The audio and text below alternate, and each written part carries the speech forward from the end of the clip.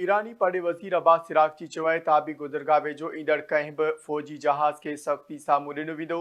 अमरीका ऐं ईरान पाकिस्तान में अमन ॻाल्हियुनि दौरान हिकु मुआहिदे ताईं पहुचण जे घणो वेझो हुआ, पर वधंदड़ मुतालबनि, तब्दील थींदड़ हालतुनि ऐं नाकाबंदी जे बारे में बयाननि ते हैरानगी थी आहे।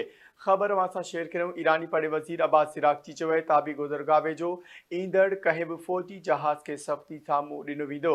अमरीका ऐं ईरान पाकिस्तान में अमन ॻाल्हियुनि दौरान हिकु मुआहिदे ताईं पहुचण जे घणो वेझो हुआ, पर वधंदड़ मुतालबनि, तब्दील थींदड़ हालतुनि ऐं नाकाबंदी जे बारे में बयाननि ते हैरानगी थी आहे।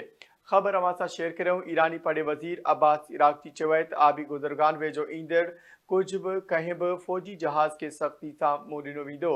अमरीका ऐं ईरान पाकिस्तान में अमन ॻाल्हियुनि दौरान हिकु मुआहिदे ताईं पहुचण जे घणो वेझो हुआ, पर वधंदड़ मुतालबनि, तब्दील थींदड़ हालतुनि ऐं नाकाबंदी जे बारे में बयाननि ते हैरानगी थी।